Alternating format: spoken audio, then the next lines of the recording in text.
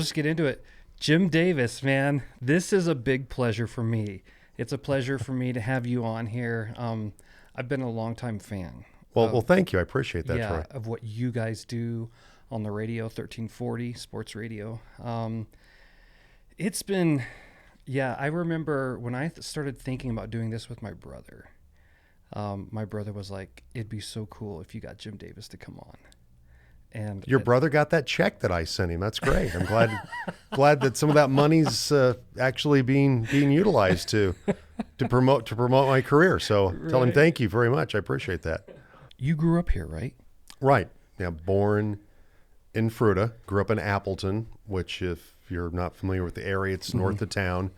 And went to Appleton Elementary, and then Fruita Junior High, and then went to Fruita Monument, went to Mesa State, now Colorado Mesa. That's where I met my wife. So I didn't know that. I didn't know that. Graduated there in '88. You may have told me that, but when we did the family photos, we were talking a little bit about this. But I didn't know that you went to Mesa State. Yeah, Mesa State back in the day. Yeah. And that's actually where I graduated too. So. Yeah, I think it might have been my junior year.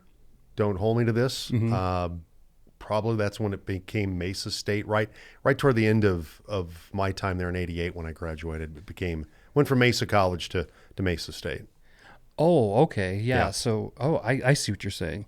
And then when I graduated, I think it was only 2 years later that they went from Mesa State to CMU. To Colorado Mesa, yeah. Yeah. So it was quite the change. And they were already starting to do a bunch of work on the campus.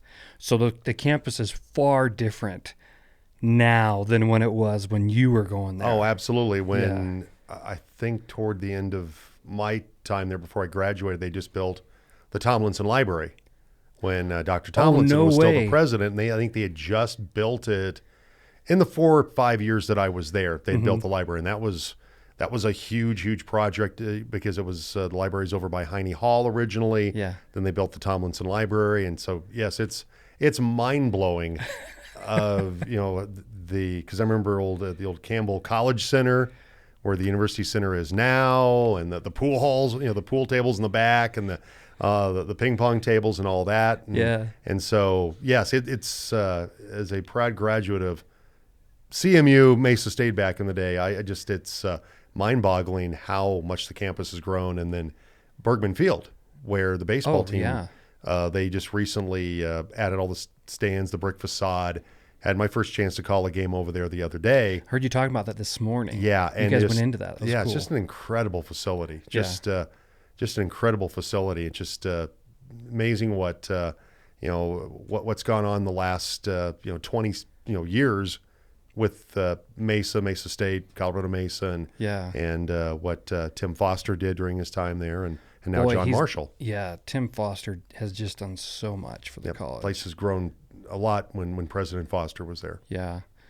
That's really interesting when you brought up the library, because that's what finished out the quad. Right. So it was pretty much open to the west then, wasn't it? Yes, it was. Yeah, it was very open to the west. You had Houston Hall, which has been there basically since the original, school. Right? Yeah, it was the original gym gym for Mesa Junior College. The gym was in Houston Hall once upon a time. In that long, narrow building? Yeah, it was in that building. Now it's been remodeled and reconfigured over the years. Yeah, okay. But originally, that's where the gymnasium was. Well before I went there, or any of us. Back when they first started the school, like 1925. Yeah. But it's funny. We went there the other day for a Mesa CMU event, and my wife Kenda commented to me. She goes, "The quad just seemed so much bigger when we went here." Because it was, because it was so open to the west, like you mentioned, and we're just commenting like I was saying before about how much the campus has grown and how it's become almost a little city unto itself. Oh yeah, over there at CMU. There's no reason for the students to even leave now. Okay, you got a Starbucks. Yeah, like a Bravo Chick-fil-A, right there. You got Bravo Pizza right there, and so. Yeah, they could just pretty much stay right there and never have to leave. Except for alcohol. Well, they do serve beer at the one, like the Point, I believe. They do serve beer. Oh, they do? Yeah. Okay. So, you can get an adult libation on campus. Are they doing beer at Bergman? I don't know. I know they do sell beer over at Simplesio. At Bergman, I'm you know what? I was on the job, Troy, so I didn't think to even consider that the other day. We're not Harry Carey. I'm not going to be up there. They don't let you out of the log. I don't know how many outs there are. Bring me another one. I can't believe they don't let you have a beer while calling the game. I just don't think that's a good idea. I have a hard enough time when I'm stone cold sober trying to call something, much less doing a couple of brewskis under my belt. Yeah. Oh man, that's cool. It's always cool to see the history of the college. No doubt. I remember when I was going there, walking into the student center, and they had the old vintage aerial pictures of the college there, and I just dig that stuff, man. Have you seen that Colorado book that's like real huge of photos that has like what it was like 100 years ago compared to like what it is currently? I love that stuff that the old school photos you see of downtown Main Street.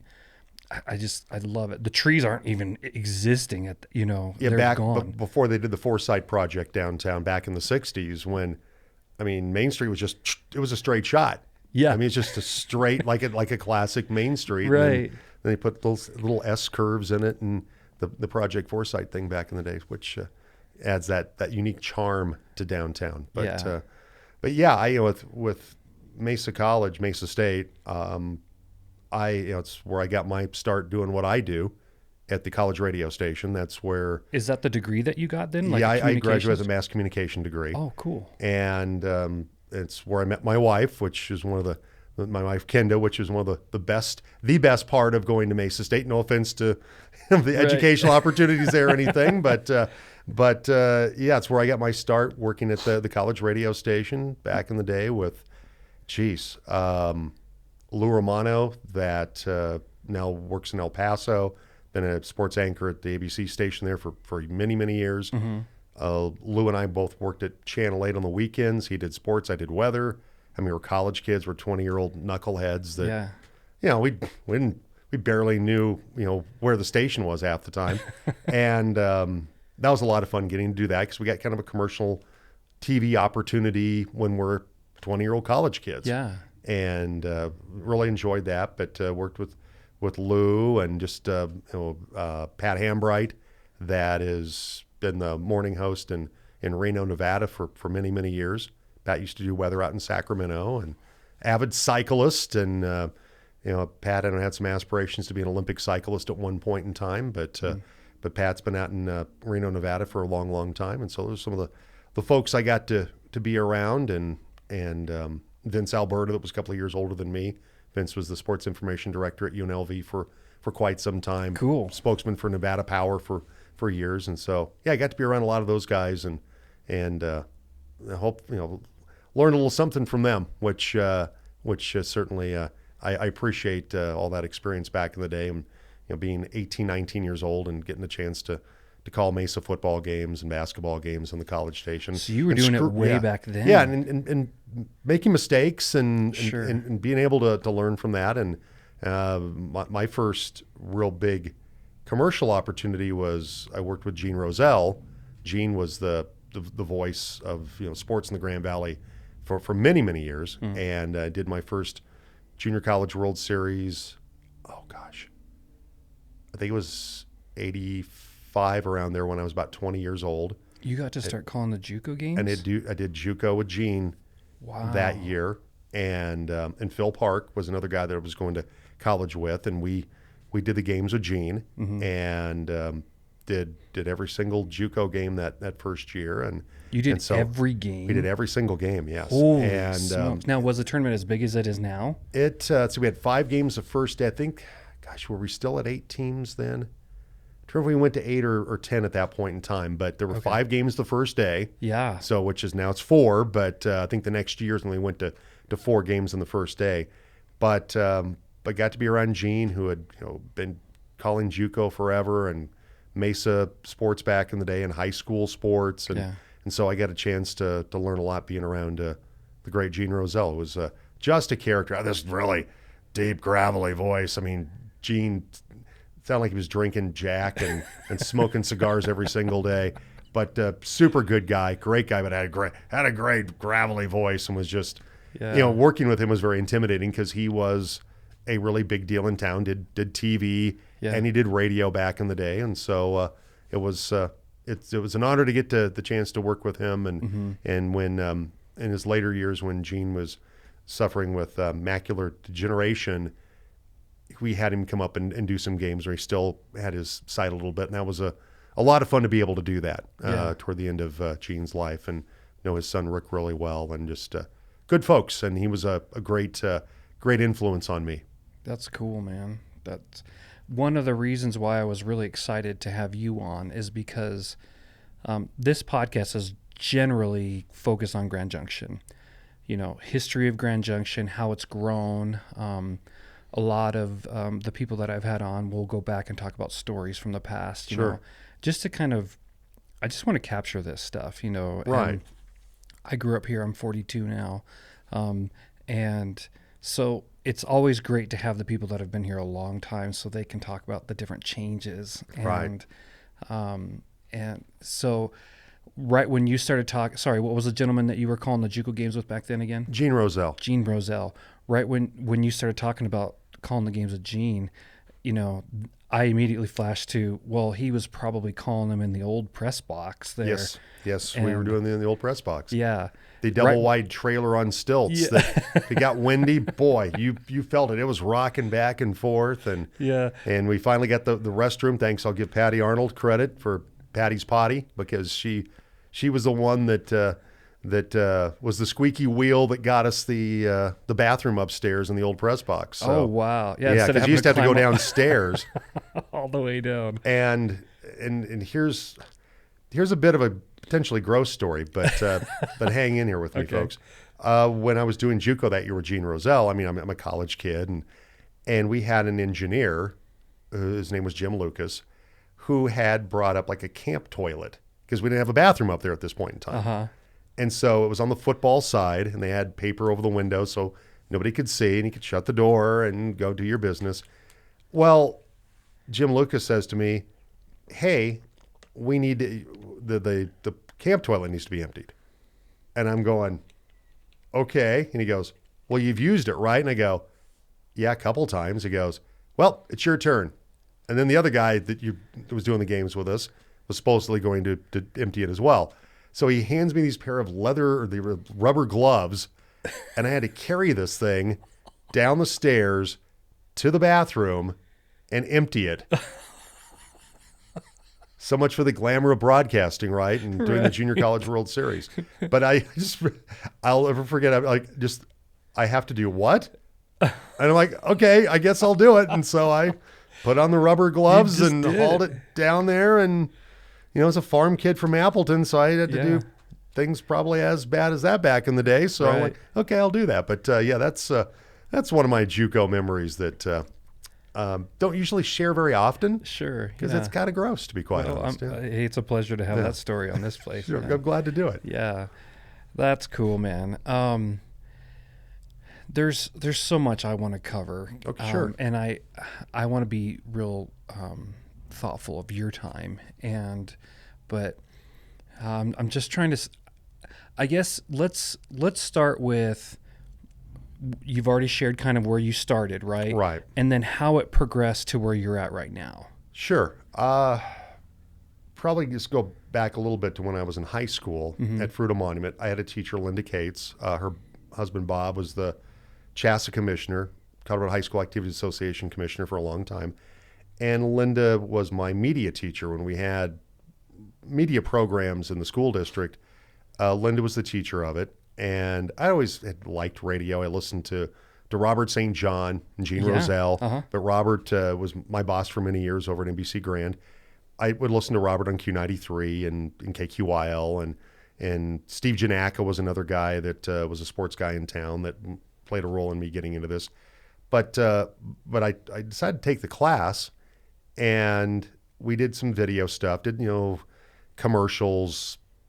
We actually did one for Skoal for chewing tobacco. The tobacco, because I had a teammate of mine, James Jeffcoat, that looked an awful lot like Earl Campbell. back in the day when Earl Campbell used to do back in like the 70s, 80s, and he would do the Skoal chewing tobacco commercials. So James pretended to be Earl Campbell. We did some of these commercials and did some, recorded some stuff on cassette, fake radio spots and stuff like that. And Linda Kate said, you have an aptitude for this. You might want to think about doing it. And so I thought about it, and I was going to go to Mesa, but at one point I thought about going to Colorado State. Mm-hmm. They had a program where they selected a boy and a girl from each high school that had a media program in the state to go to CSU. It was kind of a recruiting thing for their mass comm program. And so I was selected along with TK Hopkins, who did some media stuff here in town for a while, and went over to Fort Collins and gave it some thought about going there. And it was kind of cool because if you're familiar with Pat Forty, that was on ESPN, he's worked for Yahoo, 40-yard dash if you're a college football fan. Pat was there from Air Academy, and so guy that went on to have some national success.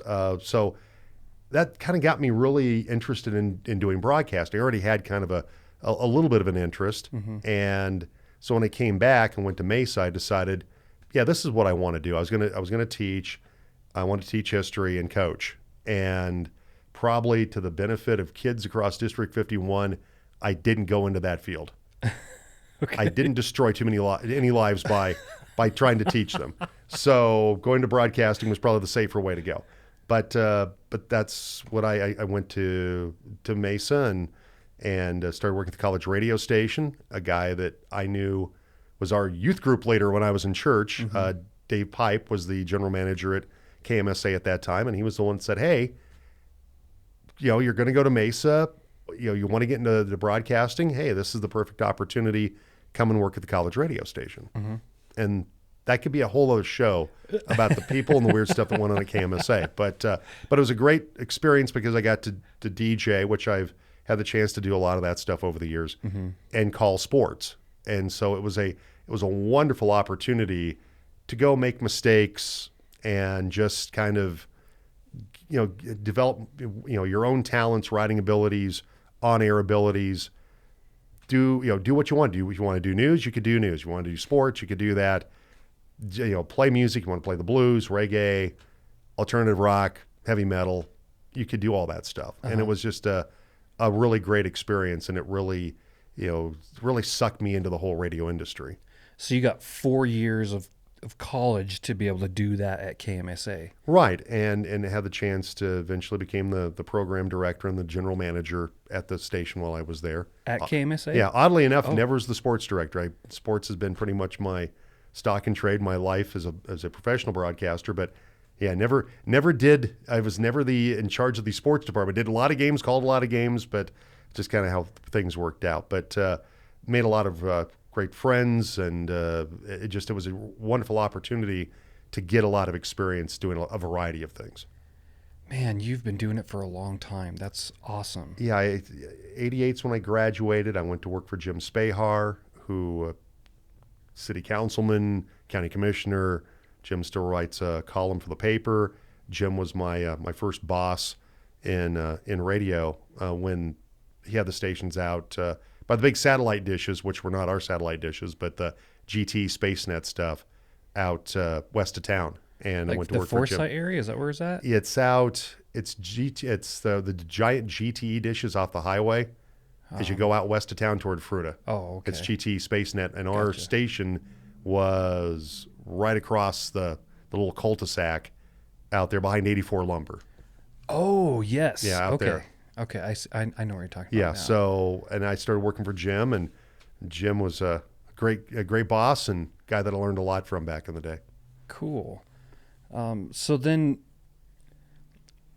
is KMSA, are they calling their own sports now, or is it pretty much 1340? They still do. Yes, okay. They have some of the guys that have worked for us at our station are doing things for them. So they also do the RMAC network, the video streaming, which we provide some of the audio for that when we do a Mesa broadcast, but they have some of the students do that as well, which is another great opportunity to get more experience and more airtime.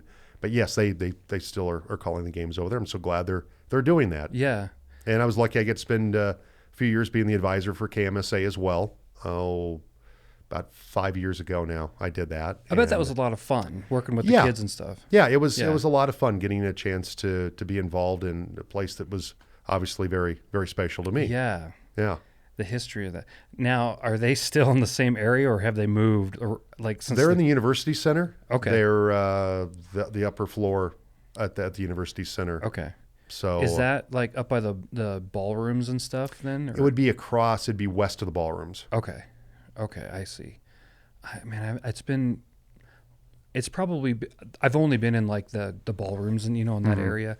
I haven't been around like the student life area. That's if you're in the ballrooms, it's that right across that there's a big, entryway, and there's all the college radio stations over there, and some of the student government offices are over there. So when you were doing KMSA, where was it located? Houston Hall. Oh, it was in Houston. We were right across from Arby's. And so we were right there. Oh gosh. It's the first floor. Mm-hmm. If you the east side of the building, and the stairs are right there. Okay, yeah. And we used to have world famous radio on the window, and KMSA, and had a sign up, and so we were in that building, and then they moved to Liff. Oh gosh, probably in the '90s, I believe. They moved down to the Student Center. Yeah. Down there, and they were there until, of course, they built the new University Center. But yeah, it was there. I've seen pictures, but I believe they were upstairs at Houston Hall, and then they also were downstairs, and then they just said, okay, college radio station, you just get one level here, okay, you don't get two. And we had just the rows and rows of records. Yeah. Because when I was there, we got the first CD player. We had 5 CDs in the whole building we got from a record company. And so we made a big deal about, coming up at 5:00, it's a CD Friday. We're going to play all of Pink Floyd, Dark Side of the Moon on crystal clear CD. Yeah. And it was a big deal. Absolutely. We started getting CDs, and it was like, then we made the transition from turntables to CDs. But if you ever watch the Howard Stern Private Parts movie, where he is working at a college radio station, and his girlfriend's listening at home, and he's got the stack of carts that we had the underwriting advertisements on, and some of those, mostly for those things, station liners, things like that, look like an old school 8-track tape. Yeah. And where he knocks them over into the turntable, and the record scratches, and he's freaking out, and everybody did that at least 4 or 5 times during their college radio career, of knocking over the carts into the turntable. But you had the disc washer, and you had to cue the record up, and it was cool when you had like the perfect segue from Genesis, Lamb Lies Down on Broadway into something else, or Iron Maiden, Rhyme of the Ancient Mariner goes into something else. You're like, and you thought you were like the coolest jock in the world, because you could get them to you could mix them together so it sounded like one big long song. And it was kind of fun. It was kind of cool. We were quite proud of ourselves back then for stuff. Now it's like, people like, what are you talking about? What, mixing them together? What is that all about? But we had a lot of fun. It was a really great place to be around a lot of different kind of people. Yeah. People that that worked in the sports department, and there were some that just did that, but there were some of us that did music shows and did a lot of those kind of things too. Yeah, that's kind of a great opportunity, because you start talking about the mixing of the music and stuff, and I'm in the creative world, and I've done a lot of music in my life. I don't know. I guess I am in my 40s, but so to be able to be creative, that's the way that I see that. To be able to be creative. Oh yeah. And hear 2 different songs and mash them together. Right? Yeah, exactly. Yeah, a little mashup. Yeah, and you just, it sounds like it's one continuous song. And we thought that was pretty cool back in the day. It is cool, man. Yeah, and it was fun. Yeah, we had a good time when people loved doing their shows, and everybody had their little weird on-air names and things like that. And what was your name? Oh, mine was lame. I I've always loved Monty Python. Oh, yes. And they had the Bishop, where there was the Catholic bishop, and they made him out more like he was a mobster, and all the priests around him were like his underlings. I think it was John Cleese. I think Cleese was the bishop, and so I was the bishop, and then I was the Bishop of Rock and Roll, and then I was Jim Bishop, which I'm not really sure how that all. But we had like one of the people there was I'm a table leg. Oh, okay. Yeah, we had the fugitive guy from that's not too bad. From David Letterman. Guy. Yeah. Bishop isn't bad either. Bishop, I just thought was, now I'm like, oh, geez, you could have done so much better. I don't know, Bishop or Rock, dude. I'm okay with that. So lame, but but it was a lot of fun. People, everybody had their little on-air names that they used. And, yeah. And a guy that I know, his name was Speed Freak, because he loves speed metal and punk, and he's a professor at Mesa, and now a professor at Mesa. Oh, wow. And so, it was just it was a great collection of a lot of different people with different perspectives. Yeah. That you're only going to find in a college setting, and particularly at a college radio station. Right. Yeah. Yeah, and back in the day, I mean, you could just kind of do whatever you wanted, that's pretty neat. Yeah, we didn't have a lot of supervision. There wasn't a whole thumb coming down on you. Yeah, I mean, we had a student general manager and staff. We had a music director and sports and news director and those things. We had an advisor. Jim Keener was our advisor, and Jim was a professor, mass comm professor at Mesa. And Jim had actually been a producer for 60 Minutes. He worked for the National Enquirer at one point. Talk about two entirely different sides of the media world. Yeah. National Enquirer, three-headed alien love child marries Dolly Parton's daughter, that kind of stuff. And then 60 Minutes. I mean, it was just really, really bizarre stuff, as far as the stories he would tell us about things he did at the National Enquirer. But he pretty much, Jim Keener just kind of left us alone, and we just did our own thing unless we got into trouble, which did happen on occasion. Sure. An occasional little FCC violation, and had to deal with those kind of things. But he was a good guy. We learned a lot from being around him. Yeah. Dude, some great stories there so far, man. This is so cool. Okay, so you were at the studio out west, right? Right. When worked for Jim Spahar, mm-hmm. and then I had a chance to go work at Powderhorn for a little bit, mm-hmm. In their public relations department, and that was the year we had like 2 inches of snow, and so it didn't work out very well. Okay. So I was still doing radio part-time, like calling games and things like that, just mm-hmm. Freelancing. And then I went to work for a company that's known as Whitecap now, that they sold concrete supplies, retardant, Yep. rebar, things like that. They're called Whitecap now. And a guy that I played softball with said, "Hey, we need a salesman." And I was married, and we had our son, and so said, "Yeah, I'll give this a shot. I don't know a whole lot about concrete and retardant and things like that and wire mesh, but I'm eager to learn." And so I was still calling some games on the radio on a part-time basis, and I worked for NICO, and that lasted about a year or so. And then Robert St. John, that I ended up working with for a very long time, called me up and said, because I'd worked at K-Star part-time when Robert was there, mm-hmm. and said, "Hey, we're looking to hire a new sports director.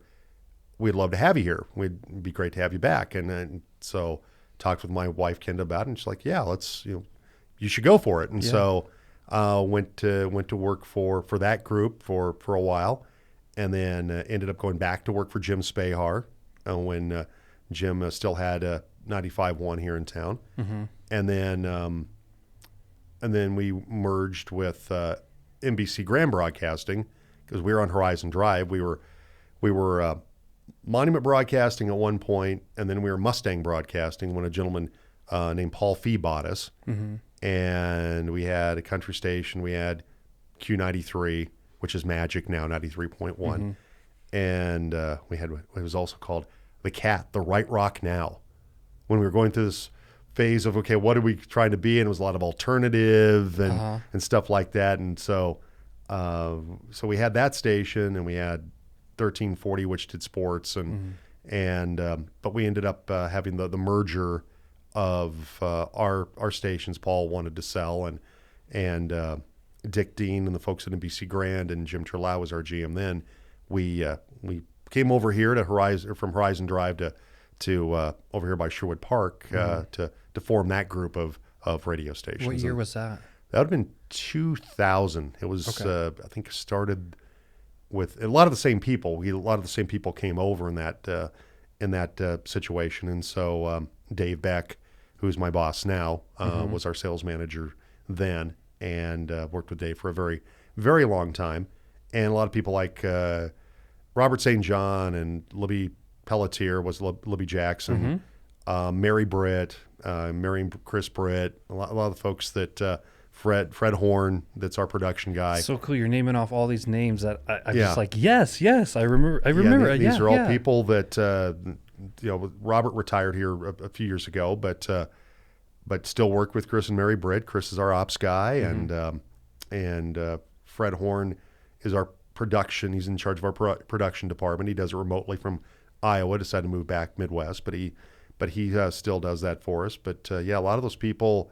Libby obviously still works for us. She's our news director. But a lot of those people I still work with after, working there in the late 90s at Mustang Broadcasting with them, and then now obviously at NBC Grand since 2000. That's really cool. Where was the building on Horizon? We were on the top floor of the office complex out there, right next to Applebee's. Yes. Cruisers That's in the where basement. Cruisers, yes. Cruisers in the basement. We were on the top floor. Best views of Bookcliff Country Club. Fantastic views of Bookcliff Country Club. Which, Robert St. John, he's a dear friend. Robert, we always like to give him grief because Robert was firmly convinced he has seen aliens. Okay. Firmly convinced.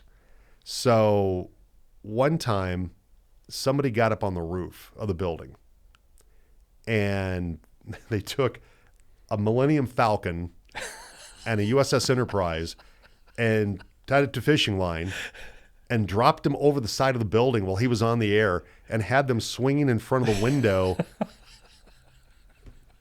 while he was on the air. And it was our little I don't remember who was the one who orchestrated that, but that was a little practical joke about him and his affinity for aliens. Yeah. That was pretty good. That was pretty funny. That is so funny. I do remember going into, I don't know what it was for. I do remember what it was for. The radio station had contacted Stan Scott to have some students come in, from the choir program to come in. It was a really cool program. They would have students come in and read advertisements. It was like it was just something neat to kind of create this local unity type of thing. And I remember they were looking for kids with good voices. Right. And Heidi Moe was the girl, and Stan Scott chose me. And I've been a singer all my life, and I see myself as kind of being a good singer, but reading an advertisement is totally different. And I'm not that great of a reader, man. Like I don't read fast. I don't read well. I'm better now than I used to be. I was the type of person that if I had to stand up in front of the class and read, it would completely paralyze me. Right. I hated it. And I didn't quite, I guess, I don't know what it was, but I didn't quite gather everything that we were doing with it. And he's like, I still have that problem to this day. I'm like, what are we doing? I'm not even sure how to work this thing. What do we do? And so I had a good singing voice. Right. But I was not the person to come in and cut copy. Yeah. And cut these little ads, for the radio. And oh my gosh, I just remember it was like, this is not me. This is not something that I should be doing. So, but I do remember going up into that building. Yeah. And that reminds me when I was in, I think I was in junior high. That's how long ago it was. I'm calling it junior high. Sure. That when KREX had the TV station and the radio station on Hillcrest, which the TV station's still there, but sadly it burned down. They had the fire several years ago. That facility was so cool because Rex Howell, who's a legend in broadcasting in this state, had built that facility. And in junior high, I got picked because we did like a kind of like a radio version of Super School News. Okay. And so this was actually more my earliest introduction into broadcasting. You got picked to go and like read a story on the air, and different schools got to go do this. And so I think it was, might have not even been junior high, might have been elementary school at Appleton. And so we went there, and it was so incredible because Gene Brozell worked there, and people you see on TV. And it was this really cool old facility that had TV and radio in it. And the radio booths were big back in the day. Ours aren't that big, but they were, huge studios. And it just made me want to cry when the place burned down because it had so much history. It was such a wonderful historic facility that it always brings back a good memory when I think about it going there. And I think if I remember correctly, that the lady that she used to do a show on Saturdays, or it might have been during the week, that it was like a kids show. It was called like, Fanny Farmer or something like that. And she was like a farm lady, and you'd go on the show and they'd bring on livestock and stuff like that. Oh, really? And so she did the show at Channel 5, and my mom knew her through 4-H. And so I got to go see where they did that show when I went to do the radio thing. And then later, my brother and I got to bring our rabbits on from 4-H on her show. And we thought we were so cool because we were on TV with our rabbits, which probably now wasn't that cool, but when you were a kid, it was okay. Oh, when all your friends see it, though. Oh, yeah, cool, exactly. Man. So that that TV facility, radio facility, has a lot of really good memories for me back in the day. But kind of like your memories of going out there and doing that on Horizon Drive. Yeah, I remember having to go up to the top of that because there was a Chinese restaurant in the bottom. Yes. Yep. Yeah, it's funny when they moved, and I wasn't with the station at that time. The story was one of the guys, he got off on the wrong floor, and he thought that they had moved the station someplace else. Oh, okay. Because he didn't go all the way to the top floor, went to like the second floor or whatever. It was early in the morning. He was calling somebody, where do they move the station? Where did he move the station again? We just moved. And like, no, it's the next floor. Yeah. Oh, okay. Oh. And that was always a joke that we hopefully would never get confused that the station got moved because we got off on the wrong floor. We went to the Chinese restaurant instead of going to do our show. Yeah, it's a big difference there. Big difference. Yeah, big difference. So I was thinking about this morning as I was kind of preparing for you to come in, and I mean, you're covering professional sports, obviously, and then all of the prep sports as well. As far as just knowledge, you know what I'm saying? Like you're right. And I got to thinking about it. I was like, man, you have to have an incredible memory, I would think, to be able to remember players, and especially, because it's constantly changing. It's constantly changing. Pro sports constantly changing. People coming in and out, but even at a school level too. I mean, you got seniors who are prolifically. What's the word I'm starting to say? Prolifically? Is that the right word? We'll go with that. Yeah, sure. Sorry. It's your show. We'll go with that. I make up words all the time, Troy, so that's okay. Cool.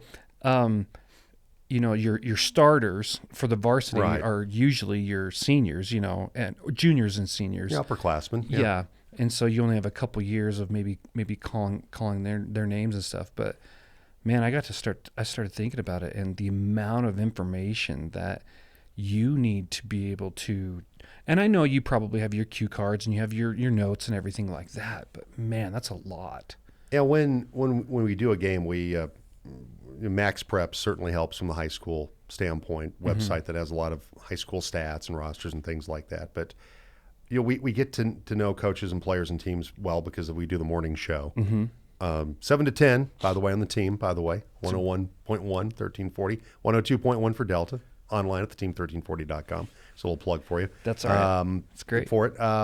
But we talked to a lot of coaches, and so that helps us get a better understanding of their players, their teams, what they're trying to accomplish from a coaching standpoint, or and like when we call a game, we, depending on the sport, typically you have kind of a chart, like with the depth chart for football, where you have your college. It's a little easier because when Colorado Mesa, when Dave Yonke does a great job, they send us information. You got your two deeps, you got your backup at right tackle, your backup quarterback. High school, they don't typically put out a two deep. I think I've only had one coach ever, Robbie Owens at Junction, that ever put out a actual two deep that he'd provide to us. But you get your starters, and you're able to put information on there about what they did last week, what their season stats are, where they rank in the state, and that helps to kind of paint the picture of what they're doing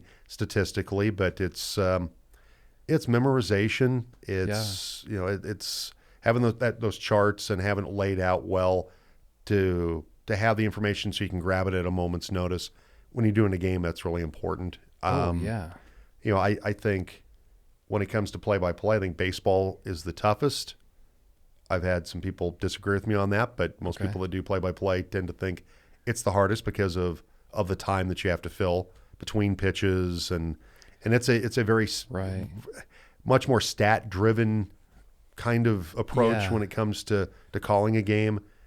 Basketball, because of the free-flowing nature, stats are good to have, but sometimes it's more of a sprinkling. We always like to talk about you always want to leave the briefcase half empty with as far as how much stats you use and things like that. So, but anyway, it's just, I think it's different than when doing a show. The show, Google certainly helps, the internet helps, but you just try to remember as many things you possibly can. And fortunately, knock on wood, the memory still is relatively good after all these years. I'm impressed, man. I think it's super. Every time I hear any commentator, doing a show, I mean, or announcing a game, I mean, they're Johnny on the spot, and that's just impressive, man. It's a craft, and it takes. Actually, let's talk about that. Like, when you're prepping for a game, what does that look like for you? Certainly, when I do a Colorado Mesa game, it's like I mentioned, it's easier in that there's far greater amount of statistical information that's available to us, and biography information about the players, where they maybe transferred from, what they did last year. What are you looking at when you have that in front of you, just so that the viewers kind of know exactly what it looks like? Typically, like when we'll just talk about football first, sure, because it's the one that probably it and baseball take the most prep time. And I'll put together a grid of offense, defense for both teams. Now, is this on paper this or is on paper? Okay. Some people like to do it on computer. There are programs out there where you can input the information. I've always liked to do it by hand. Yeah. It's just I feel like I retain the information better if I'm writing it down. Yeah. And so I just have always preferred to do it that way. But I have a grid. It's an offensive formation, kind of a basic, like an I formation. I think actually mine's a split back, but offense, defense, and you put the starters in, numbers, and then you go through, for example, quarterback. What's their numbers on the season? What did they do last week? Maybe a note of last year they were an all-conference player, first team all-RMAC, or offensive player of the year. Some of those things go in there, and maybe if there's something interesting, like his brother plays for the opposing team and he's a backup cornerback. Sure. Things like that would have some interest to the listener, and fill that in with the receivers, running backs, and then players that are backups that are going to play a lot. I put every backup in. I go just too deep. I don't go deeper than that, which that's usually pretty much most. Too deep is it, and that's as much as you get. But just try to put some of that information in where, say, the Mavericks rank offensively in the conference, maybe in the nation. Just some of those numbers like that, and then obviously the same with the defense of leading tackler, leading interceptor, and then records all time. How they've played against this team all time. What happened last year when they met. Just some of those. That's part of it. A lot of information, man. And then fortunately, there's times like on my iPad or if I use my laptop, I'll have the roster open, and if I get an opportunity, I'll click on. If there's something additional that I don't have the room to write in, I'll try to work that into the broadcast if it applies. Yeah. Dude, that's a mouthful, and that's what I'm talking about. Like it's really cool. Like it's. Usually, I think it varies for the person, but usually for me, it's about 2 hours to prep for most games. Mm-hmm. Sometimes a little bit less. Basketball requires a little bit less. Sometimes it's a little bit more. But when we do the Junior College World Series, I used to try to look, because we have 10 teams coming in, I try to look at everybody's stuff. Yeah. And then that just got to be a lot of information to process, and so I tend to have all that information available to me. But when I prep for the games that I'm going to do, I don't do every game like I used to years and years ago. I think a tired broadcaster is a bad broadcaster, and so doing every game is probably not the best way to go. Right. So we have wonderful guys like Rio Van Gilder and Greg Winsel that do the games also, and so. We spread it out, and so I just kind of focus on the games I'm going to do first. Sure, yeah. And then I have that other information if I want to, if I need it for, okay, this team lost, this team won, they're advancing, and I can just plug that information in and update it with, fortunately, Dave Yonke and Jermaine Williams. They do a great job with all the stats at JUCO, and so we have a lot of statistical stuff at our fingertips at the website. So, yeah. Website has helped a ton. Sure. When I started doing JUCO with Gene Brozell back in '85, and even into the '80s, the '90s when I was doing it, that if we could get a fax of their stats to start the tournament, forget about getting stats during because you kind of kept your own stats a little bit. Oh, sure, yeah. And so it was fantastic when we would get a fax of stats for a team coming in. It's like we actually have some numbers to work on here. And Gene, God bless Gene, he was just like, stats. He wasn't a big stat guy. He didn't think it was that important. And so, but I tend to think it had some relevance and two different schools of thought there. Oh, sure. And so when NJCA started putting all this stuff on the internet, and it's like, okay, now we've got this. You've got it's a wealth of information that used to be so difficult to get. Mm-hmm. And in high school, a ton of information. And Max Preps helps. Max Preps is not perfect, but occasionally they get stuff wrong. As we say, we get Max Prepped when they have a wrong stat, wrong stat or something. But yeah, with JUCO, all the information that Dave Yonke and Jermaine Williams put out there, and Chris Day, it's from going back, and we never had. We were lucky we got a roster half the time. Oh, gee. We were lucky we got rosters, it seemed like, until they'd be in the program and you rip them out of the program. And but beforehand, we didn't have a whole lot to work with, and so it's been the internet's been a huge plus for our industry in terms of information and being able to be better prepared. Yeah, that's actually a really good segue into the morning show, because you guys rely heavily on the internet because you're typically talking about real current stuff. Yeah. Last night's game or whatever. And so being able to and I can tell from just listening to your shows that you guys are typically watching the games, and I'm sure you don't watch everything. I mean, that would almost be impossible. You got time you got to spend with your family and your wife. And that's stuff. where, highlights, things like that. real-time scoring on your phone if you want to check a score and you're doing something else. Right. Try to watch as much as I can. Sure. But yeah, there's a limit of exactly what you're able to really do in that regard. You have to have a life outside of what we do from a professional standpoint. It can seem like a husband's dream job and a wife's bane job. Well, I'll say this about my wife, Kenda. She has been nothing but extremely supportive and fantastic in my career, and very tolerant of. Oh yeah, of watching a lot of games, and But I think for us, when our son Nick played sports, that was just such a good time, because that was where sports came home a little bit for us. It was our son playing, and it was just mattered for her a little more than usual. Increased her interest, and our daughter played sports a little bit, and so it was So she's always been extremely supportive of what I do, and I wouldn't be anywhere close to where I am in my career without the support of my wife, Kenda. So she would have to, man. Yeah. Like the amount of... And I'm just an idiot in general. So forget the other stuff. Just the dealing with me on a regular basis. That's enough right there. So yeah, sure. Yeah. So going real quick to kind of like the prep for your morning shows and stuff. Typically, I try to look at things like Denver Post. The Athletic has become an invaluable resource. It's a pay site, but it's worth it to me, because you have guys like Nick Croak and Cosminder and guys like that follow Colorado sports teams. Peter Boz, a guy that covers the Avalanche, and they provide a lot of really great information in terms of what's going on.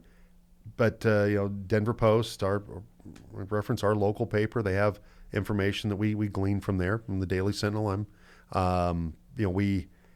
We're able to get a lot of information. A lot of our content does, though, come from our interviews that we do with whether it's a high school baseball coach or football or Colorado Mesa coaches.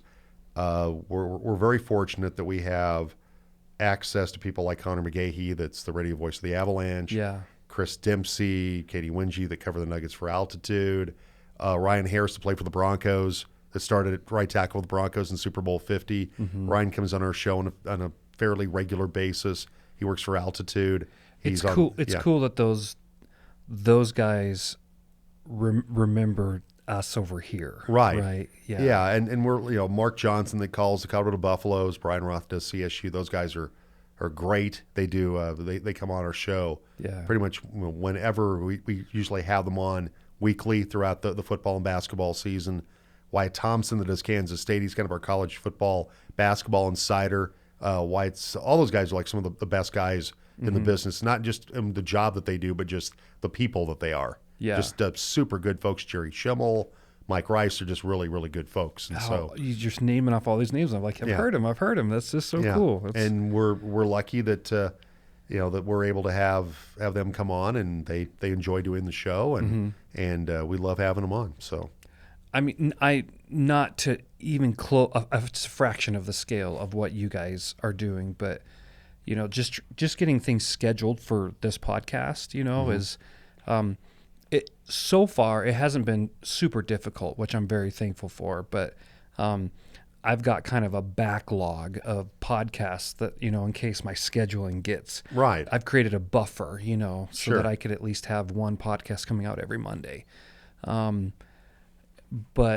that was one of the questions I wanted to ask you. Like, is it hard to track down these guys and say, hey, because you guys you're scheduling it, right? And like, how far out are you scheduled typically? All of those. I mean, there's a lot that goes into that, because you got a lot of variables of different people, right?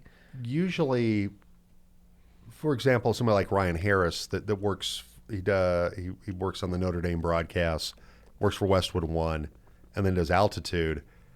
Ryan, I usually try to, because he's a really busy guy. Chad Brown, that worked for Compass Media, works for The Fan now, former Buff. And those guys, I tend to try to schedule a week out, because they're busy. They have other things that they do, and so I try to be respectful of their time. Yeah. some with Brian Roth with CSU and Mark Johnson with CU, we have them every week. They know when they're going to be on, and so and the only thing that might be a fly in the ointment is if Mark's out in Oregon covering the Buffs basketball on a Thursday night, and so we may have to move him later in the morning potentially, or even the next day because of the lateness of the hour of the game getting over, and then we're on early in the morning. Right. But typically those guys are on with us every week. High school football coaches, we tend to have them scheduled every week during the season for a particular time that works best with their schedule. Basketball, because there's so many coaches, so many teams with boys and girls, is a little more fluid. We're lucky and appreciate Dave Yonke over at CMU doing this. We do a thing called Mav Day every Tuesday at 9 where we talk with CMU coaches and players. And so that's typically set up through Dave, and we'll have a Chris Hanks or now Miles Kochaver, Taylor Wagner and Mike DeGeorge and all those guys that come on throughout the season. So there are some things that are set and they're kind of scheduled throughout the season. But some of the high school interviews, some of those things just kind of pop up, and like we have a coach that decides to step down or something like that. We try to get them on the next day or that morning, or sometimes we'll record something. Sure. Yeah. Since Michael Wells stepping down at Fruita Monument as their girls coach, had a chance to record him today. We'll run that tomorrow. Okay. So, this podcast comes out on a Monday, but the next show that we're doing, Michael Wells, we recorded that because I don't know what. We also want to use that audio for our sportscast today to have Michael on that, and so we try to work with radio's a very immediate medium where we have the opportunity.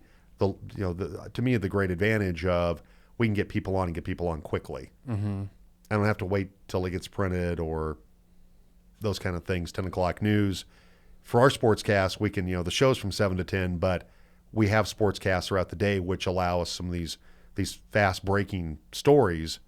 Russell Wilson becoming a Bronco, right? That we can get that on, in a fairly quick matter of a short period of time. We can quickly turn that around and get that on the air for our listeners to find out more about what's going on. Man, that's cool, man. What a cool job. It is really neat. It is fun. It is. Every day is a challenge, and for us doing the show, it's 3 hours, and it's the day before, it's kind of a blank canvas until that morning. I mean, I'm always looking at things and texting Rio Van Gelder that I work with, or emailing him, hey, let's talk about this, let's do this.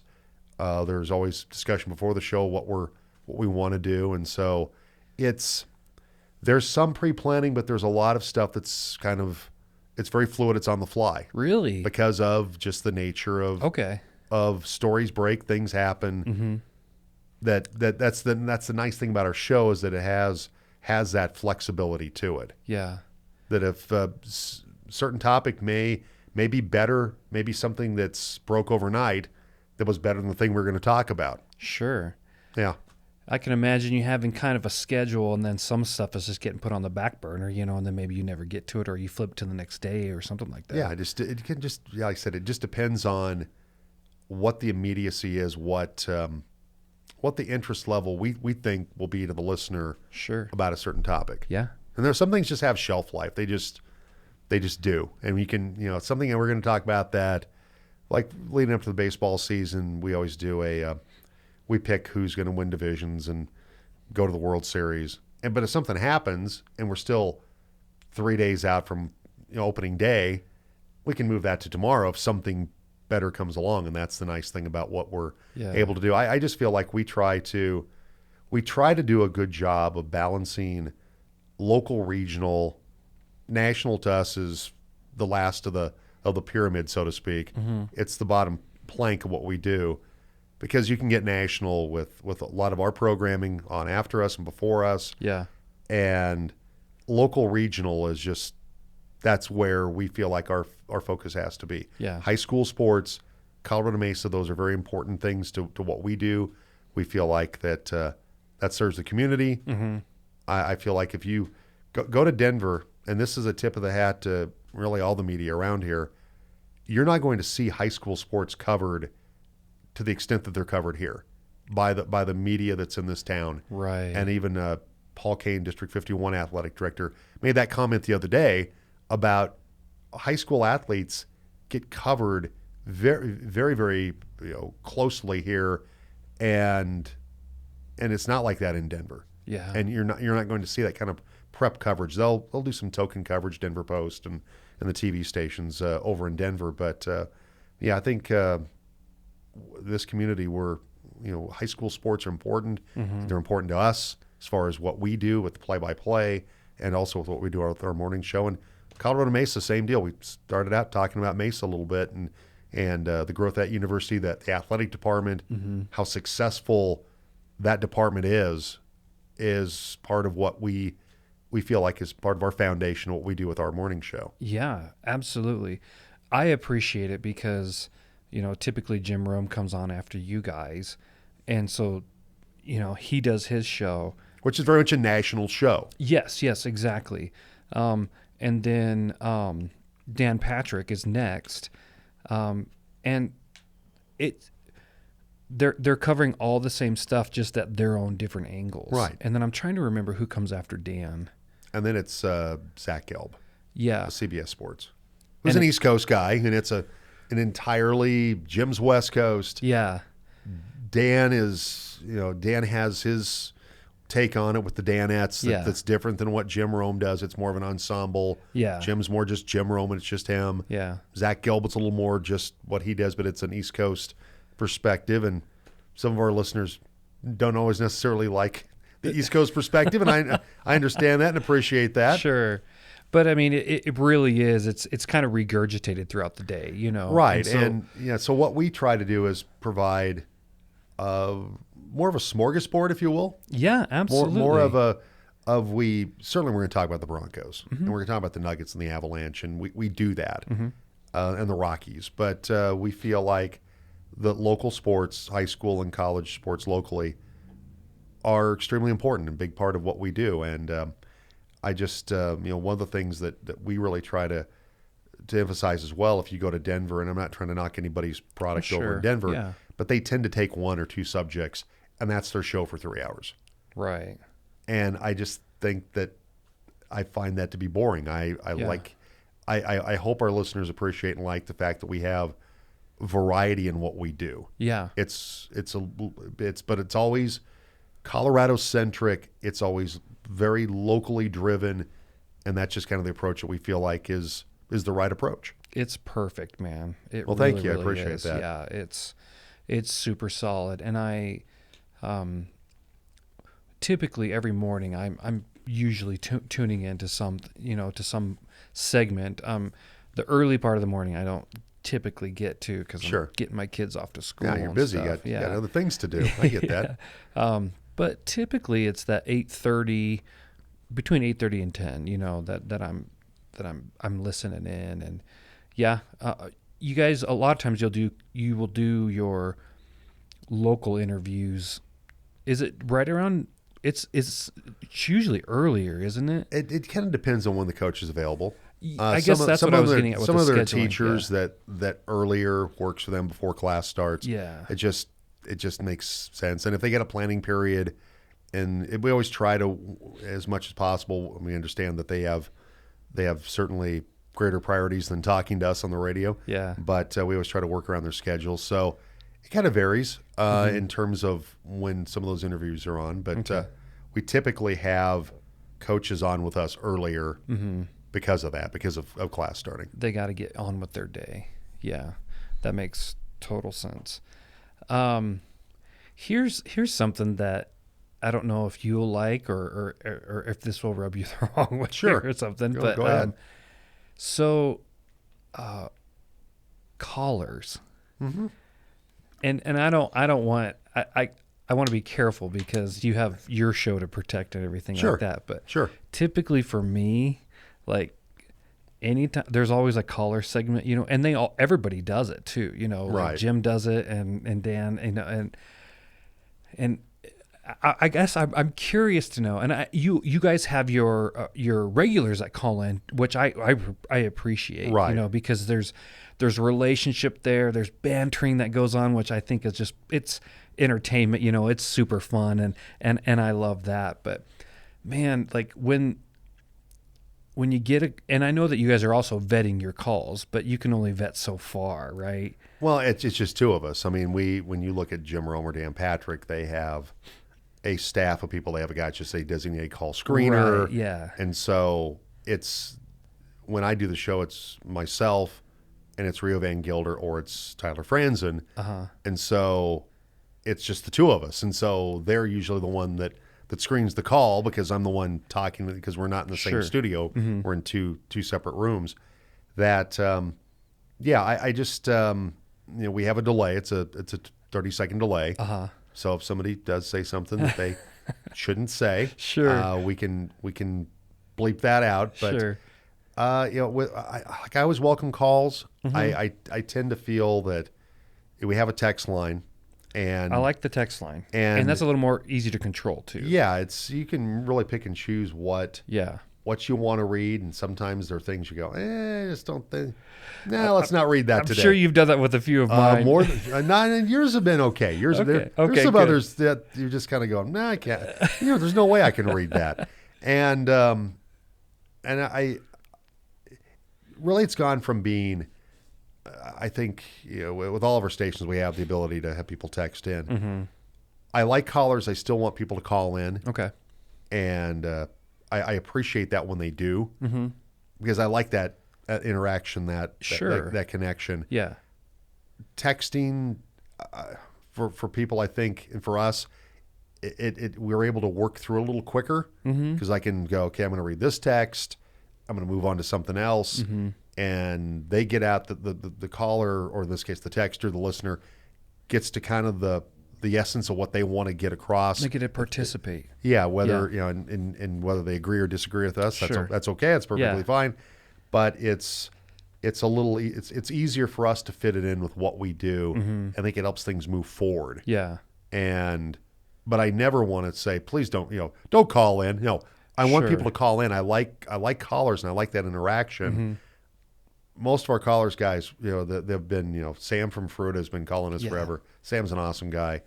You know, we've had so many people, Mike from Scottsdale that lives in Scottsdale, Arizona now, that you know, that calls in occasionally. He texts a lot, listens on our mobile app. Yeah. So you know, we get a lot of people like that. They're P1 guys. Howard from Fruita. Howard's our resident Bronco expert. Howard has seen the Broncos since 1960. I mean, I think he saw their first game they ever played at the old Bear Stadium. And so I think, you know, so Howard will call in if we're talking about something Broncos related, and big music guy too, big classic rock guy. And so if we're ever talking about something music related, he'll always have a thought about that. So we have a lot of people that call in. Duke Ortman, our former city councilman, Duke called today. So it was good to have Duke, right. Yeah, I heard have that. Duke call in today. So we have you know, people that call on a fairly regular basis, and I never want to discourage that. Sure. But texting has, at least, you know, over the course of how the show has evolved from, gosh, when we started doing it in 95, which was a half-hour show in the afternoon with Chris Britt and myself. And that's not a lot of time. Yeah, and it was just half hour in the afternoon, and then we went to an hour, and then I did other things on other stations, and then the decision was made that I'm going to commit to this and do this for a 3-hour segment every morning. That real quick, the texting's become a big deal. It really has become a big deal. That's cool. And like I said, I like the fact that I can kind of participate. You know, sure. It gives me this feeling of participation. Because you can do it without, okay, I got a call and I got to sit there and hold for a minute. Right. And I know people get impatient because they'll call in and we're already talking about something else, or I'm in the middle of like what's happening, which we open up the show with. It's like I can't just shut down to take your phone call. Yeah. If you call Jim Rome, you might have to wait an hour to be on. I'm not going to make you wait an hour. You're going to have to wait maybe 2 or 3 minutes. But sometimes people, they're on their way to work or something. That's where texting's really cool, because you can, hey, you're an idiot, you don't know what you're talking about, and they can text in and they can participate that way without it slowing down their day. Yeah. And you guys have a flow that you're trying to keep going too. And, sure. Yeah. Exactly. Yeah. Your guys' callers are typically fine. I never have a problem with it. Man, like when Jim Rome or Dan, when they go to call sections, I change the channel. And maybe that's just me, but it's hard because you guys know what you're talking about. For me as a listener, I guess, there's a flow to it and I'm following you real well. And then you go to a caller and it just gets all, kind of gets all bumpy and they're nervous about being on the. Yeah. Some callers are just not, they're nervous and it's understandable. They're human beings and they're like, oh gosh, and I made it on, and here I am. And now what do I say? I forgot everything I was going to talk about. And what do I do with my hands? Yeah, and with Jim, I think Jim Rome's show, I think that with the smack off and things like that, callers play a really big role in what he does. That's true, and they almost create the culture. Yeah, and Jim has his own language, and right. and the clones have their own language, and so it is different. And Dan's show is different, and that's the thing I like about it is they have two different ways of approaching it, and we certainly have a different way. Yeah. Whether it's good or bad, I like to think it's good, but we have a different way of approaching it, and I think it tends to work for us. So. It's really good. And callers in sports are far better than callers like in talk radio and stuff. Like when I'm listening to, and I try not to listen to too much talk radio anymore, but yeah, it's just like they go to their caller segments. I'm just like, and where's 107? Yeah. I think that it's more entertaining sometimes for the people calling in than the people listening. Yes. Sometimes. Yeah. Yeah. A lot of times it's just for people to get their little 30 seconds of attention or whatever. But I don't know. I don't want to soapbox on it too much. But I will say this, though, that, typically in our industry, you don't call into other shows because it's just like this kind of, I don't say it's taboo. It's just not cool. Sure. But I did call into Dan Patrick one time. Did you really? And the reason I called in was Trevor Wickery that played on the Mesa football team. He had fractured his finger and they had to make the decision of either he was not going to play or they're going to have to amputate his finger. And Trevor played for Joe Romano, who Joe had to make that same decision when he played for his dad at Steamboat Springs about this finger and whether or not I'm going to amputate it so I can keep playing. And so they were talking about that story, the Trevor Wickery story, on Dan Patrick. And Dan's show was after ours. And so I think that's when we were still carrying Dan's show live, but it was after our show. It was before they moved it to the same time that we're on. Mm-hmm. And so that's why we run it later in the day. And so I'm like, I'm going to call them and tell them what's going on because they were like, they knew kind of because it was, became a little bit of a national story. They knew a little bit about it, but not a lot. And so I'm going to call them and I'm going to, because I remember watching Trevor play at Mesa. And so I was on for like about a minute, 90 seconds with him. And that was kind of fun. It was like I got to be on Dan Patrick's show for 90 seconds one time because fortunately they couched it as, from one of our affiliates that knows the story, not like I was just calling in just to call in. Right. Because I actually had some information to go along with what they were talking about. And so which they probably really appreciated. Dan and I don't exchange Christmas cards after that interaction, but I hope at that moment that was at least added to their discussion. So, yeah. Oh man. Let's just talk real quick about about prep sports, and just how fun that is, and you get to see kids grow up, Oh yeah. And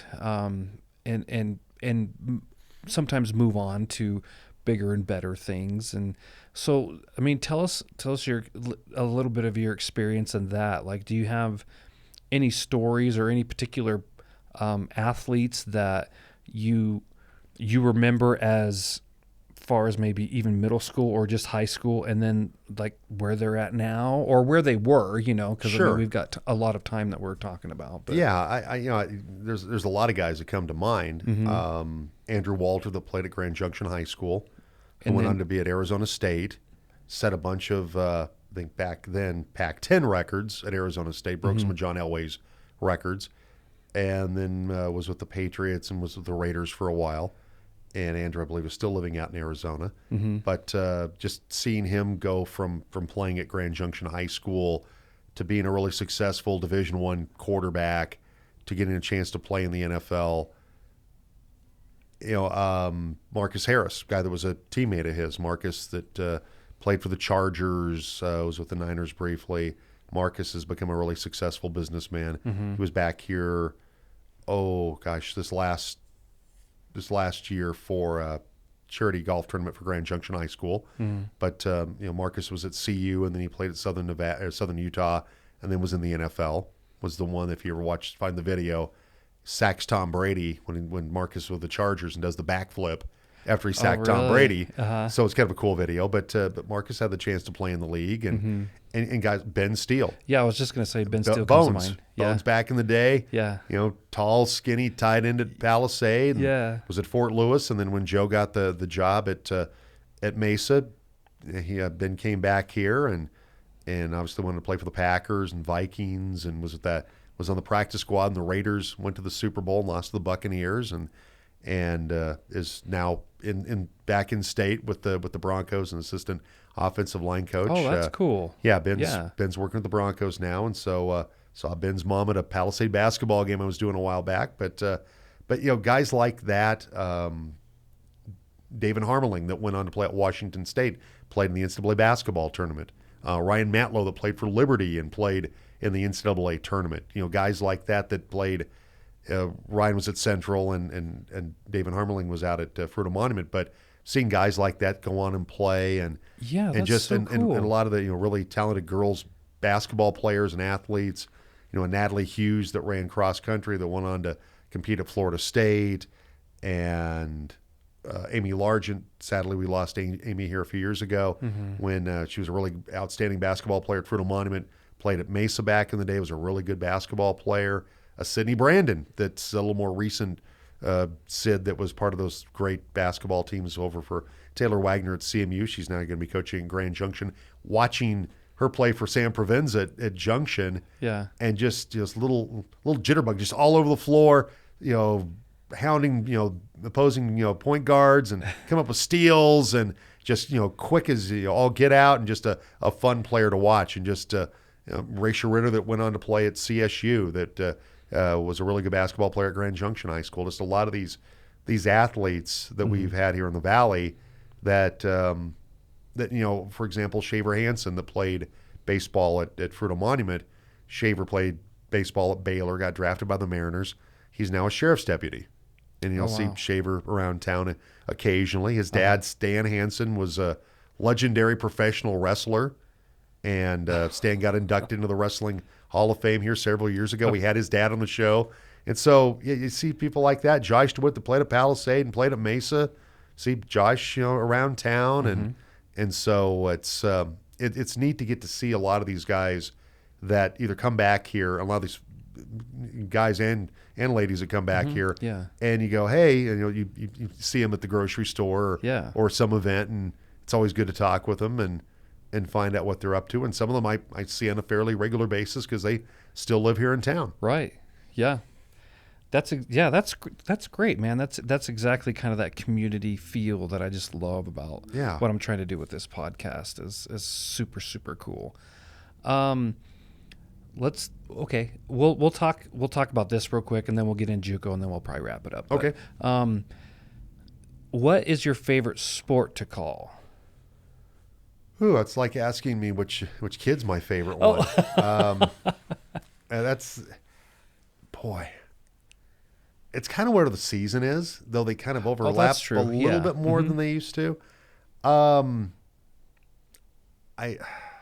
think football and baseball are the hardest to call.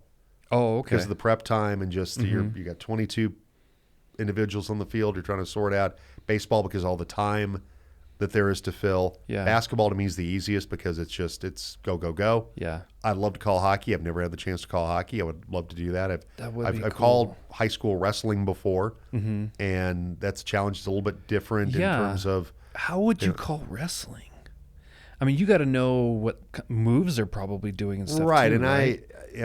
I have a very rudimentary knowledge of that. Fortunately, I had guys that did some wrestling with me, like Ray Coca, the former state champion at Grand Junction, and guys like that obviously know the sport inside and out that would help with that. And they were far more well versed in the holds and things like that. But I have a rudimentary knowledge. But gosh, it's hard for me to say because I enjoy the three main ones that I call. And I've called some softball as well. I want to leave that out. But it's kind of whatever the season is. Sure. It's this time of the year. It's we've been out doing some baseball, and it's great to be at the park and calling baseball. But when it gets to be August, I start thinking about football. And when November rolls around, I start getting toward the end of football season, but start thinking about calling some basketball. And so it's kind of where the season is, Troy. Yeah, that makes sense. And I can see how it'd be really fun because,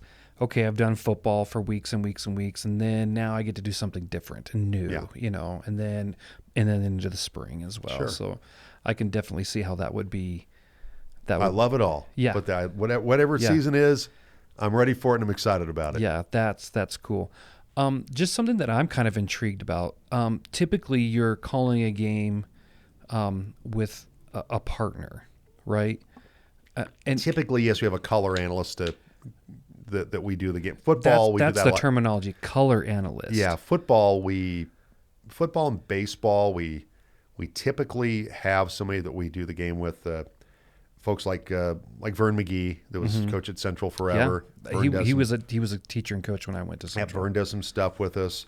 We've had other people over the years that we've had some of the high school coaches help us during JUCO.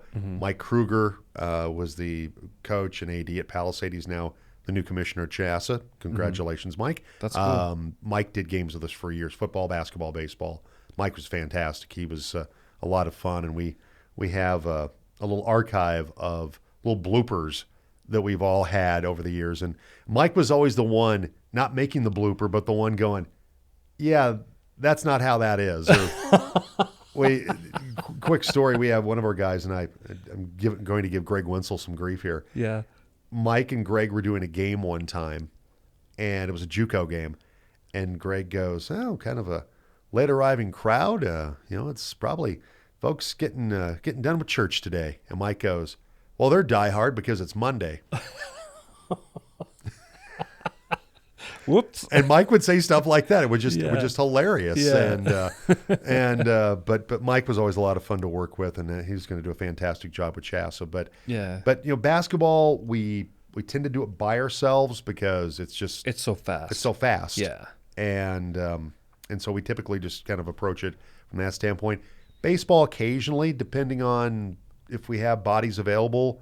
We'll have, JUCO, we definitely have somebody do it. Right. Mesa baseball games to do. Yeah. High school, sometimes we'll do it by ourselves. I did a game last week by myself, and got to call one tomorrow for it in Palisade, which should be a good one. So it depends if we have people available, and but with the high school baseball, we can kind of get away with calling it by ourselves, and it's not too bad. So, have you ever played the role of the color analyst? A few times, yeah. Not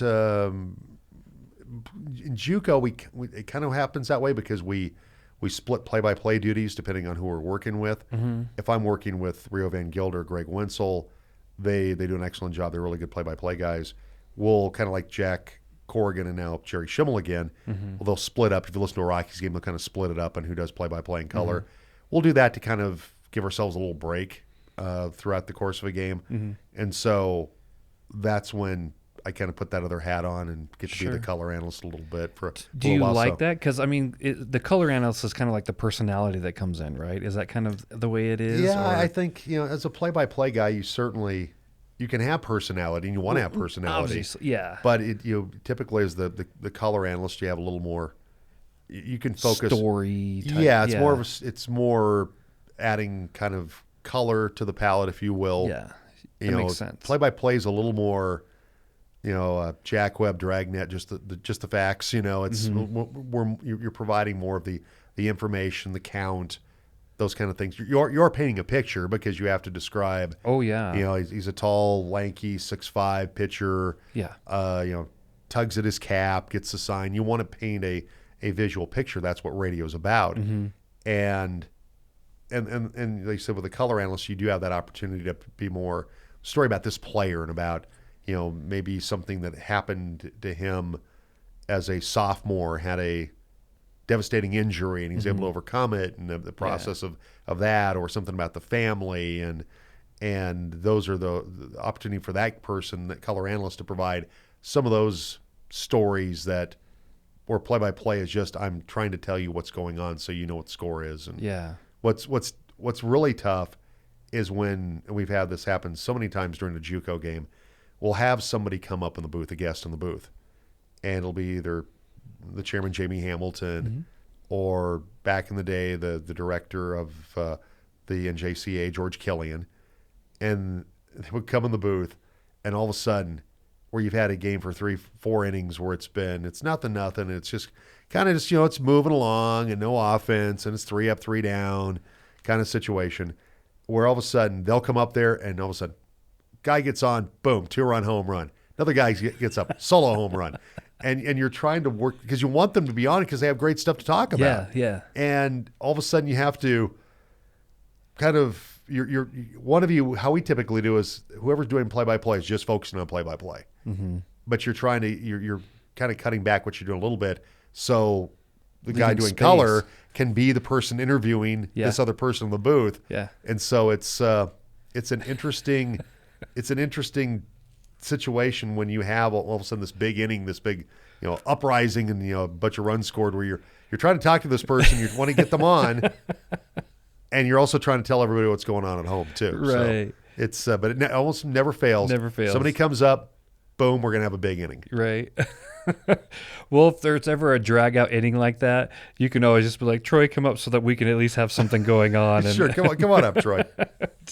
Not that I would have any importance of anything to say.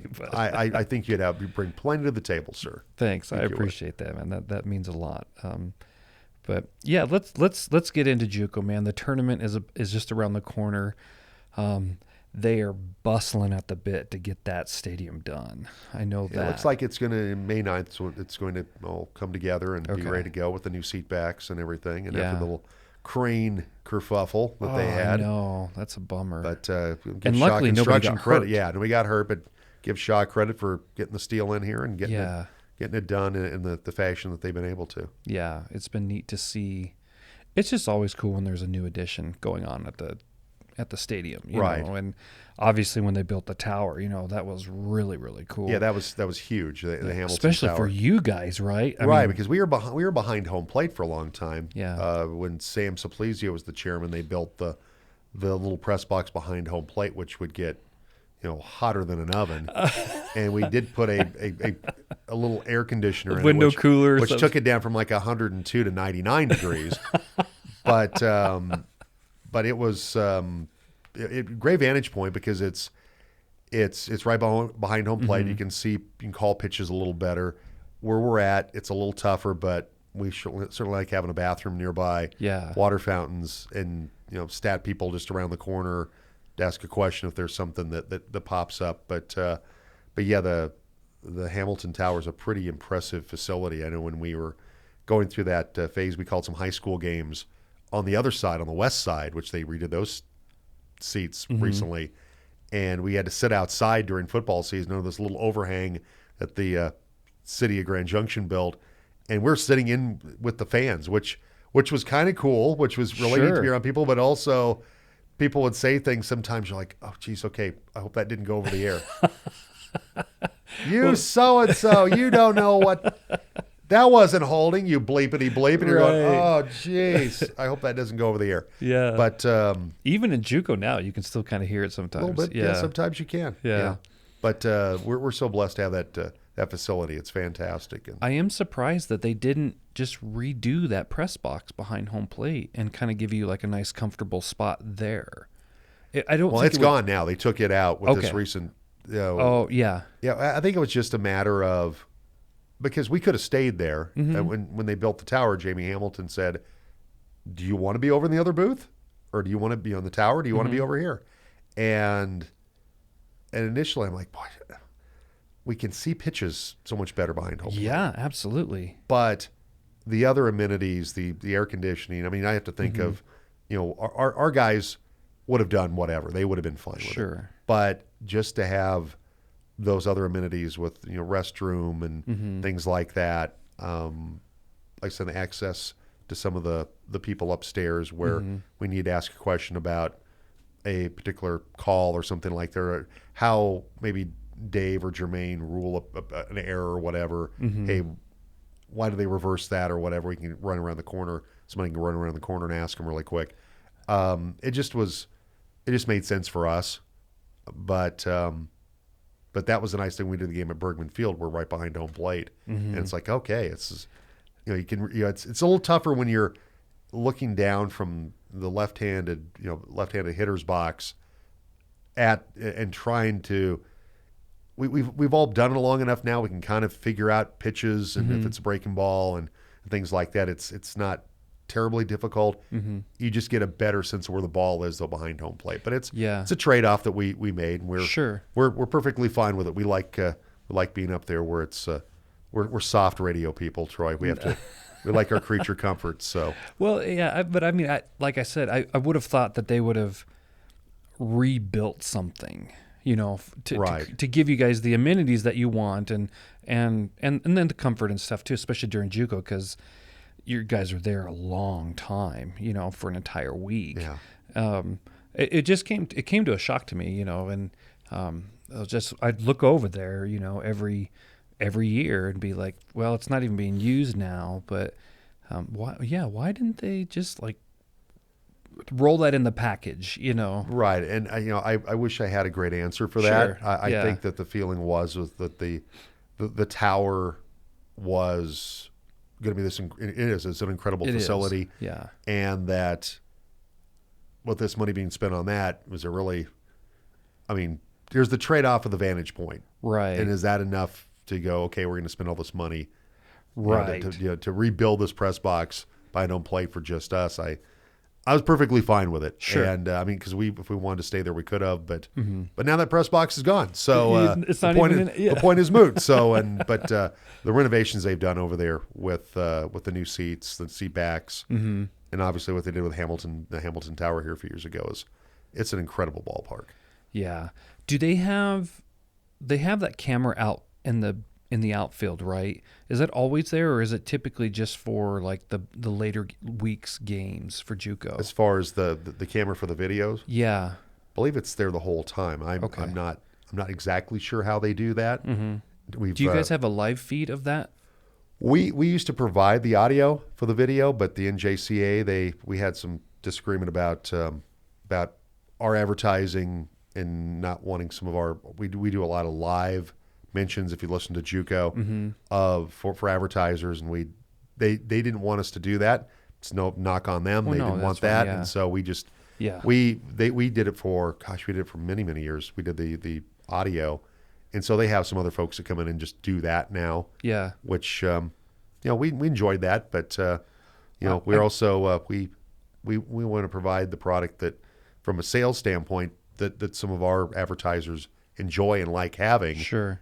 And we didn't feel like we were going to take that away. So, yeah, and I guess I'm coming at it like if you guys had a live feed of that camera, so that would help you maybe with the call. Oh, you're talking about okay, the pitches and stuff. Yeah, and when we had when we were doing the video, we did have a monitor. Like when we do RMAC network stuff, particularly for basketball, we do have a monitor up there. We can look at the what we to get a better sense of, for example, if it's a foul or travel or whatever. Yeah. If I didn't catch it in real time, I can look at the monitor and get a sense of it there. But yeah, we don't have the access to that video unless we wanted to put up the actual feed, which it's a pay site. So I see what you're saying. Yeah, it used to be free, and now it's a pay site. I'm not trying to. No, everybody's trying to monetize, and I understand that, and I respect the NJCA for approaching it that way. But we just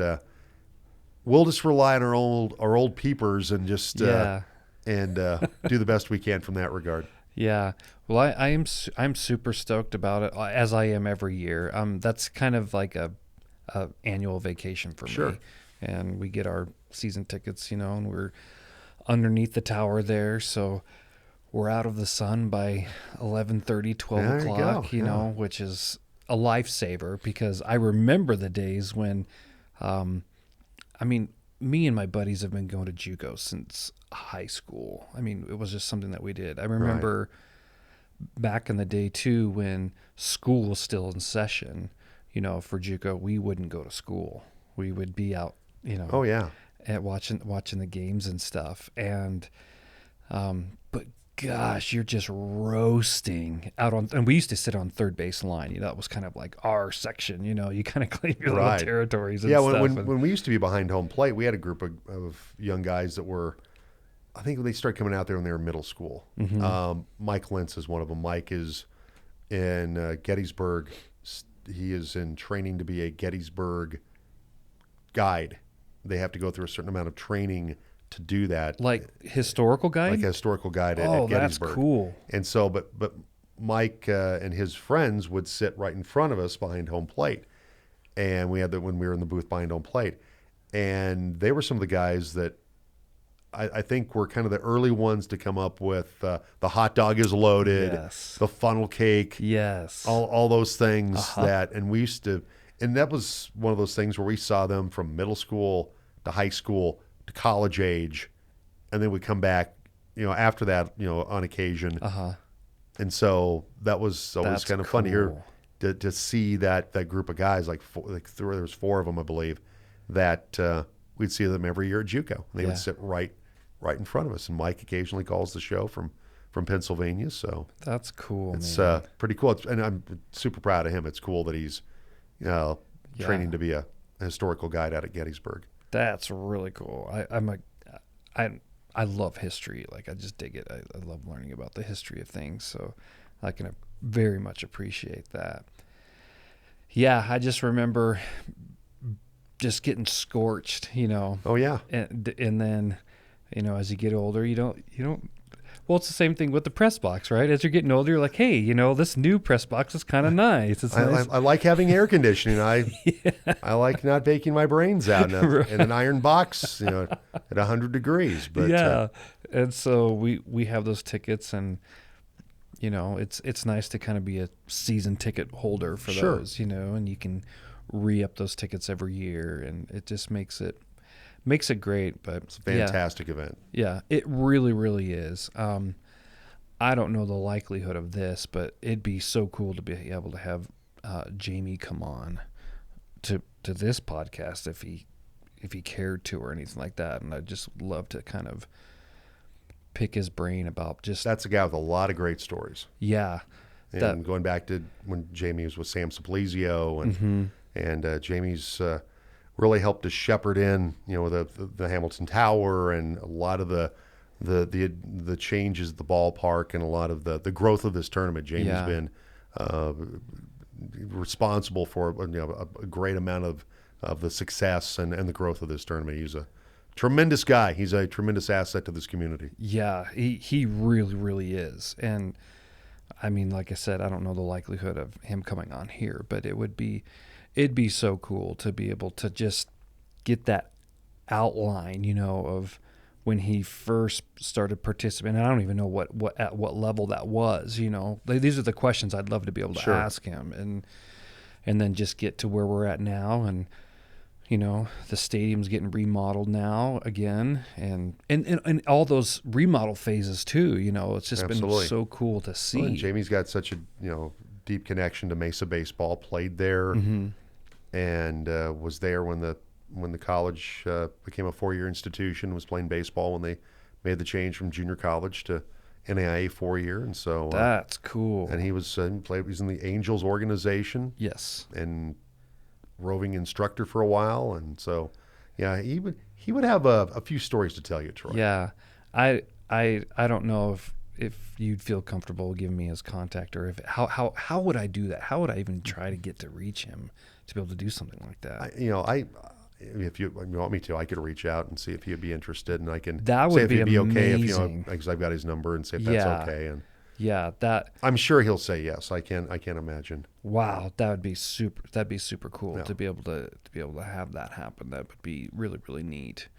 But going back to the tournament and stuff, I'm gearing up for it. I've been listening to you guys talk about the teams, that are kind of en route to land here again. And let me,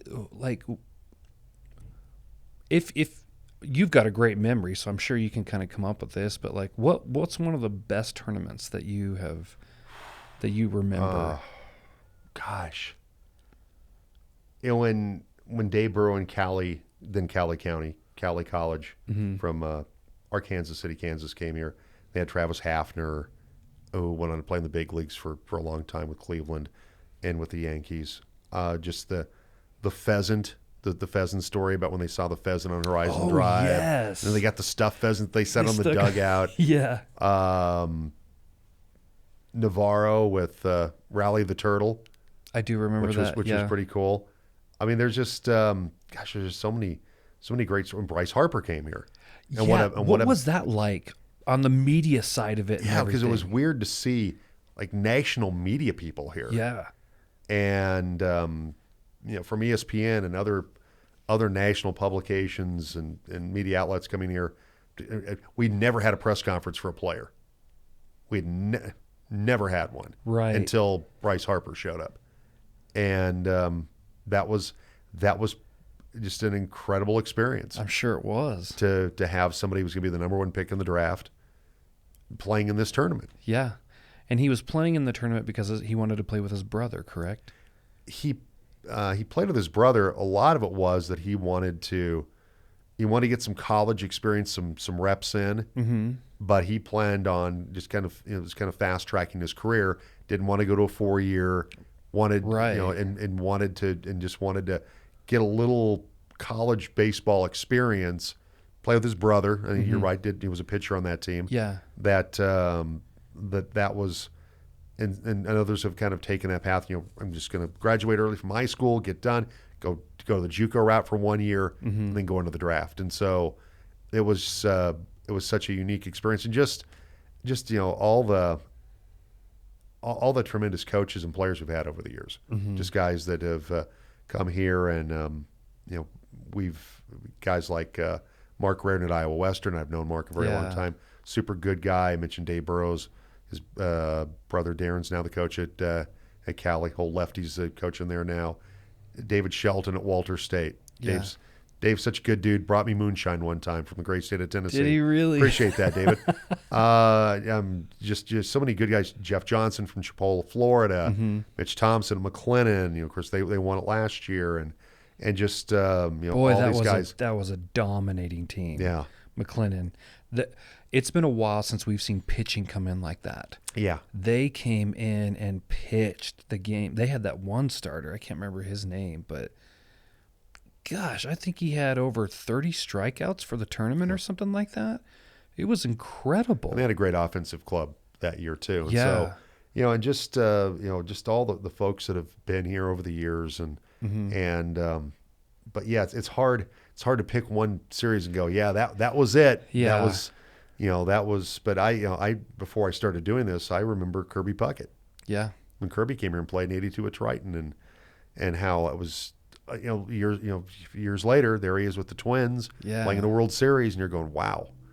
Lance Johnson played in the big leagues. That was part of that, that group that year, and so just over the course of time, guys that Jose Rosado that played at Galveston, that was with the Royals for a little bit. Just I remember some of those great players that have been here and gone on to to play at the big league level, and it's just, I said one series it's hard to try to kind of put a finger on. Yeah, that's true. But we've had some great talent and some great teams come to town. Yeah, it's been neat. There's been some tournaments where it's just one team just come through and just plasters everybody, and it seems like the tournament's quickly over, yeah, I think for me, just having those close games is what really, really makes it. And sometimes you get tournaments where there's not a whole lot of close games, unfortunately. Well, you have the San Jack Iowa Western game from, several years ago where the Bach brought in the winning run. Yeah, heartbreaking, but yet games like that. Yeah, I do remember that. That was a fun one too, because wasn't that the third time that was the third game that they'd played against each other? Yeah. In the tournament, which is really cool. It was Tom Arrington and San Jack, and of course Mark Reardon at Iowa Western. So that was. We never thought Northern team would ever win it. And Iowa Western comes in and wins national championships. So and then to have to build such a reputation too of coming in and when they become an elite program. Yeah, there's no doubt. I mean, they're in the top 10 again, and Mark makes sure that they go and play teams in Arizona, and they play. His commitment's always been to playing really good competition in their non-conference, and so that's helped them get to where they are. Well, let's wrap this up, man. Okay. I just really appreciate you coming on, and I really, really appreciate you coming on. Well, thank you. I appreciate you asking me. It's I don't usually sit on this side of it. I'm usually the one asking the question, so it's good for me to get out of my comfort zone a little bit. Sure. No, not a problem. Look forward to hearing you guys call JUCO. Looking forward to it. Yeah, it's just such a fun time, man, and just really appreciate what you guys do in the morning.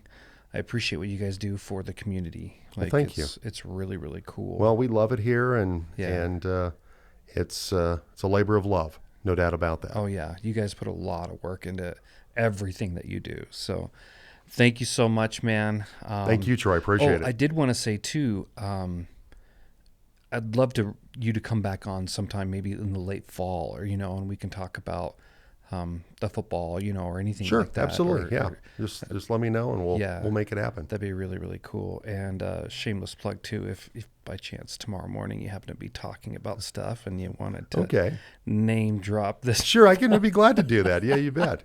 You bet. I'd be glad to do that. No problem. You don't have to, man. No, I'll be glad to do it. I'm trying to get the word out about this, Sure. And I'm sure at some point maybe I'll be buying some radio time for it. But it'd be really cool. I'll be glad to do it.